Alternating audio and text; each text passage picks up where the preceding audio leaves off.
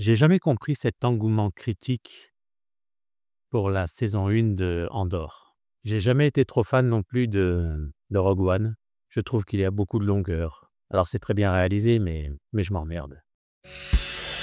Eux ont versé le premier sang, pas moi. Salut à tous, c'est Laurent Morphose, vous l'avez compris, aujourd'hui on va parler de Andor saison 2. On a eu les 6 premiers épisodes de la deuxième saison. Pour moi c'est non, c'est pas du Star Wars. Dans ces premiers épisodes d'Andor, on s'écarte des codes de la franchise de la saga.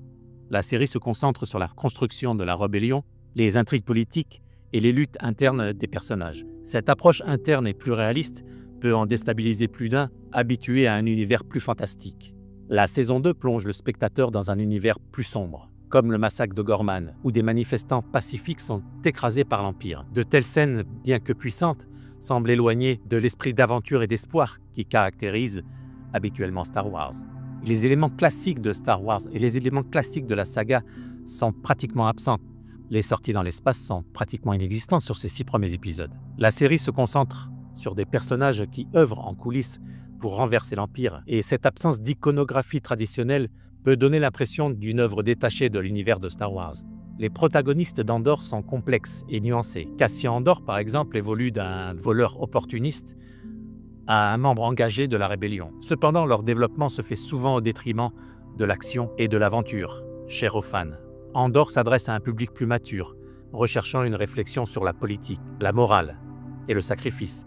Mais cette orientation peut dérouter ceux qui attendent une évasion légère et divertissante. Néanmoins, ceux qui apprécient une introspection plus profonde et introspective, la série offre une perspective rafraîchissante sur l'univers de Star Wars. La saison 2 de Andor représente une évolution audacieuse de l'univers de Star Wars. Elle s'éloigne des conventions établies pour offrir une vision plus sombre et réaliste, entre guillemets. On nous avait déjà vendu la première saison comme un Star Wars différent, plus politique. J'étais pas à 100% convaincu, déjà.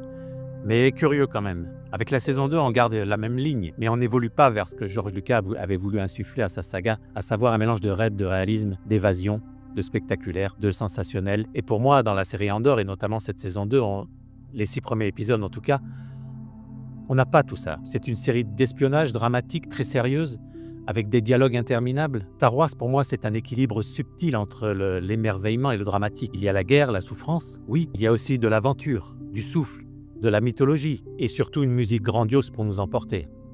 Parlons-en de la musique.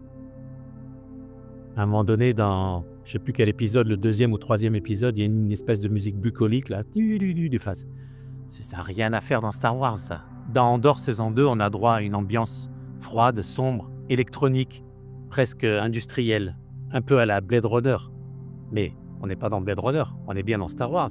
Je comprends cette volonté de vouloir proposer autre chose, mais là on coupe totalement le lien émotionnel avec la saga. Au lieu de sublimer l'image, la musique reste distante, clinique, voire oppressante. Alors certains diront, oui, mais Andor c'est une série plus mature, plus réfléchie, une série pour adultes. Et je suis d'accord, c'est vrai qu'on peut faire évoluer cet univers. Mais c'est pas parce qu'on enlève tout ce qui fait la spécificité de Star Wars qu'on devient automatiquement meilleur. La maturité, c'est pas juste filmer des gens en train de douter, d'espionner, de trahir pendant 12 épisodes.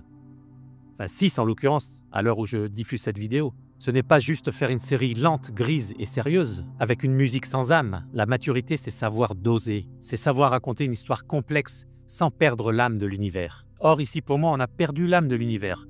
C'est peut-être une excellente série de SF, oui, mais pour moi, ce n'est pas une bonne série Star Wars. Je vais en surprendre plus d'un, je vais même peut-être en choquer, mais parmi toutes les séries Star Wars que Disney a faites, pour moi, la meilleure, c'est Obi-Wan. Oui, Obi-Wan, pour moi, c'est celle que j'ai le plus appréciée. C'est celle qui colle le plus pour moi à l'univers de George Lucas. Quand je regarde Obi-Wan, j'ai vraiment l'impression de voir l'épisode 3,5. Alors, ok, pour la réalisation, il y a des choses à améliorer, mais franchement, je me régale. Je me régale quand je regarde Obi-Wan, c'est comme ça. Andor, le choix esthétique est clair. On veut du réalisme. Mais à trop vouloir coller au réel, on perd ce qui faisait l'essence même de Star Wars. Où est l'émerveillement? Andor saison 2 est pour moi l'exemple parfait de cette tendance actuelle à vouloir tout réinventer, à vouloir faire du prestige au risque de trahir le cœur d'un univers. Oui, c'est propre. Oui, c'est bien joué. Oui, c'est bien réalisé. Mais c'est pas du Star Wars. J'ai envie d'aimer Star Wars. J'ai envie de croire à de nouveaux récits, de nouveaux héros, mais pas au prix même de l'univers de Star Wars. Voilà, on en discute dans les commentaires. Un pouce en l'air ou un pouce en bas, c'est toi qui vois. Partagez la vidéo. Pour prolonger le plaisir, allez faire un tour sur cette vidéo. On se rejoint là-bas. Sinon, je te dis à la prochaine. Ciao!